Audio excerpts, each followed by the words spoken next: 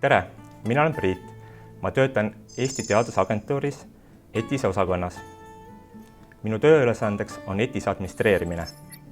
Eesti Teadusinfosüsteem ehk ETIS on riiklik register, mis kogub infot Eestiga seotud teadustegevuse kohta.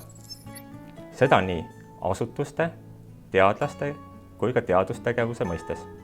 Lisaks sellele on ETIS ka avalik portaal, kus saavad kõik huvilised otsida Eestiga seotud teaduse kohta infot. ETIS on teadlasele kasulik mitmel põhjusel.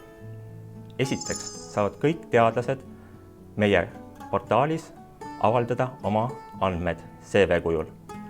Lisaks sellele on ETIS ka keskkond teadusgrantide taotlemiseks. Peale muu olulise info saavad kasutajad ka otsida endale koostööpartnerid ETIS-est. ETIS on avatud kõigile soovijatele. Konto loomine on imelihtne.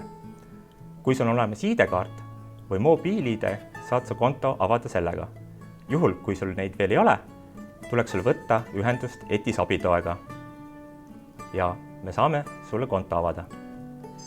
ETIS-e põhifunktsionaalsused on järgmised. See on avalik portaal teadusinfo levitamiseks, informatsioonisüsteem teadusinfo sisestamiseks, publikatsioonid, juhendamised, tööstusomand ja teadusprojektid. Kuna me oleme riiklik register, siis enamus infot on meil valideeritud, mis teeb meid usaldusväärseks infosüsteemiks. ETIS-e kasutajaliides on kakskeelne, eestikeelne ja inglisekeelne. ETIS-es on kasutuses kahte sorti klassifikaatorid. On olemas teadusvaldkondade klassifikaator ja publikatsioonide klassifikaator.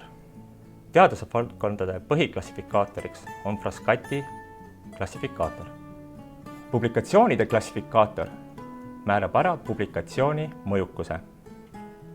Esmalt on publikatsioonid klassifitseeritud tüübi järgi. Ajakirjaartiklid, raamatud monograafiad ja kogumiku artiklid. Juhul, kui teil tekib küsimusi klassifitseerimise kohta, palun võtke ühendust oma asutuse teadus-arendusosakonnaga ja või ETIS abitoega. ETIS-el on ka tehniline tugi ja te olete alati oodatud meiega ühendust võtma. Pöörduda võib meie poole nii eesti kui ka inglise keeles. Kutsume teid ETIS kasutama. Loodame, et ETIS-est on abi teie teadlaskarjäärile.